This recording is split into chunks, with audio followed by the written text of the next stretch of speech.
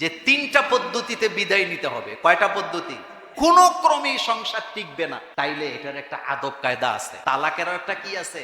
আবু তোহা আদনানের স্ত্রীর বিরুদ্ধেও বলবো না, আবু তোহা আদনানের বিরুদ্ধেও বলবো না। আমরা আবু তোহা আদনানের স্ত্রীর পক্ষেও বলবো না, আবু তোহা আদনানের পক্ষেও বলবো না, কারণ তারা দুইজনেই কসম করে কথা বলছে। এই বিষয়টা আমরা কার হাতে ছেড়ে দিলাম? মূল বিষয়টা হলো তাদের এটা সামাজিক যোগাযোগ মাধ্যমে আনাটা কি ছিল? ভুল ছিল। কিন্তু আবু তো আদনানকে আমি ভাই হিসাবে একটা পরামর্শ দিব, ভাইরে, তোমার স্ত্রী যত খারাপ হোক, তুমি যখন গুম হয়েছিলা, সে যেই ভূমিকাটা রাখছিল, বাংলাদেশে এই ধরনের নারী কম আছে। কথা কি ঠিক? দুই নাম্বার বিষয় হচ্ছে, তোমরা দুইজন কিন্তু সংসার করছো, তোমাদের দুইটা বাচ্চা আছে।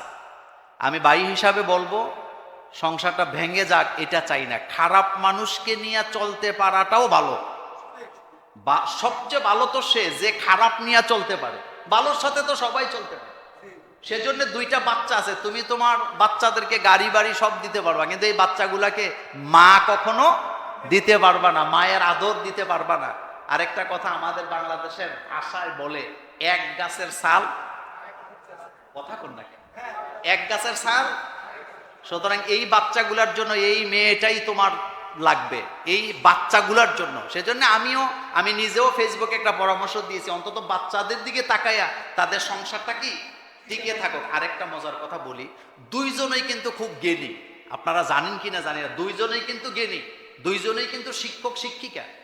আবু তো আদনানের স্ত্রীর হাজার হাজার ছাত্রী আছে সারা বাংলাদেশে, তারা অনলাইনে মেয়েদেরকে পড়ায়, কোরআন পড়ায়, হাদিস পড়ায়। এবং যেই মহিলাকে আপনি গালি দিচ্ছেন, এই মহিলা ইসলামী আলোচনা এত সুন্দর। আমাকে একজন বললেন, আমার খুব কাছের মানুষ, যে উনি যখন আলোচনা করে কোরআন হাদিস দিয়ে অনর্গল কথা বলতে পারে, এই হচ্ছে আবু তো আদনানের স্ত্রী। হতে পারে তারা এক দুইটা সাইড খারাপ থাকতেও পারে, আল্লাহু আলাম, এই ব্যাপারে আমরা জানি না, কিন্তু তার গুণও কি আছে।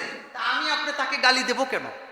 তার অসংখ্য ছাত্রছাত্রী, তার ছাত্রী আছে, আবু তো আদনানেরও কি ছাত্রছাত্রী আছে। এই জন্য আমি ভাই হিসাবে, বড় ভাই হিসাবে, একজন মুসলিম ম্যারেজ রেজিস্টার হিসাবে আমি অনুরোধ করব, সংসারটা যেন ভেঙে না যায়। একটু ঝামেলা হয়েছে, এটা মিঠে যাক, অন্তত বাচ্চাদের জন্য ভালো হোক। আর এখন যারা গুতাগুতি করে ফেসবুকে লেখে, তারা কি আবু তো আদনানের বাচ্চাদের দায়িত্ব নিবে? একদিন একটা চিপসও তো কিনা দিতে আসবি না তুই বেটা, পণ্ডিতিকরণ। আল্লাহ আমাদেরকে সহি সালামতে সংসারগুলো টিকায় রাখার তৌফিক দান করুক। আসসালামু আলাইকুম ওয়া রাহমাতুল্লাহি ওয়া বারাকাতুহু। মনে করেন কোন একটা সংসার টিকার কোনো রাস্তা নাই, আর কোনো রাস্তা নাই, তাহলে ইসলামে তালাকের ব্যবস্থা আছে নাকি নাই? এটা হলো না পারতে, আর কোনো সুযোগ কি নাই, কোনো ক্রমেই সংসার টিকবে না, তাইলে এটার একটা আদব কায়দা আছে। তালাকেরও একটা কি আছে।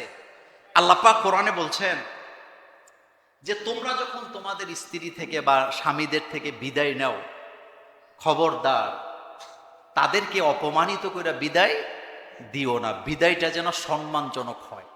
আপনি কিন্তু এই মহিলাটার সাথে ঘর করছেন, আপনি কিন্তু এই স্বামীটার সাথে কি করছেন, ঘর সংসার কিন্তু করছেন। আপনি তার সাথে ছিলেন, একসাথে খাইছেন, ঘুমাইছেন, গোসল করছেন, তার সাথে আপনার অনেক স্মৃতি আছে নাকি নাই? কিন্তু কোনো কারণে যদি সংসারটা ভেঙেই দেওয়া লাগে, তাহলে ইমাম ইবনে তাইমিয়া রাহিমাহুল্লাহ তিনি বলেছেন যে তিনটা পদ্ধতিতে বিদায় নিতে হবে। কয়টা পদ্ধতি? তিনি এক নম্বরে বলেছেন, সুন্দর বিদায় হলো ক্ষতি না করে বিদায় নেয়া। সুবহানাল্লাহ। ইমাম ইবনে তাইমিয়া রাহিমাহুল্লাহ কি বললেন? সুন্দর বিদায় হলো ক্ষতি না করে বিদায় নেওয়া। বলেন, সুন্দর বিদায় হলো ক্ষতি না করে বিদায় নেয়া। দুই নম্বরে তিনি বলেছেন, সুন্দর ক্ষমা হলো বকা না দিয়ে ক্ষমা করা। সুবহানাল্লাহ। আসেন, সুন্দর ক্ষমা হলো বকা না দিয়ে ক্ষমা করা। আর তিন নম্বরে তিনি বলেছেন, সুন্দর ধৈর্য হলো অভিযোগ না করে ধৈর্য ধারণ করা। কয়টা জিনিস শিখলাম? এক নাম্বার, সুন্দর বিদায় হলো ক্ষতি না করে বিদায় নেওয়া। দুই নম্বরে শিখলাম, সুন্দর ক্ষমা হলো গালি না দিয়ে, গালাগালি না কইরা কি করা, ক্ষমা করা। তিন নাম্বার ধৈর্য, সুন্দর ধৈর্য হলো অভিযোগ না করে ধৈর্য ধারণ করা। আগামী জুমাতে বাকি পয়েন্টগুলো, আরো গুরুত্বপূর্ণ কিছু পয়েন্ট পারিবারিক জীবনে আছে, এই কথাগুলো আগামী জুমাতে আলোচনা করব ইনশাআল্লাহ। আমাদেরকে আল্লাহ কবুল করুক, আমরা বলি আমিন। আমার কলিজার ভাইয়েরা, কয়েকটা প্রশ্ন আসছে, সবগুলা দিতে পারবো কিনা জানি না, দুই একটা দেই। প্রশ্ন আসছে, প্রিয় শায়েখ, বিবাহ ঠিক হওয়ার পর বিয়ের দিন কুটনামি করে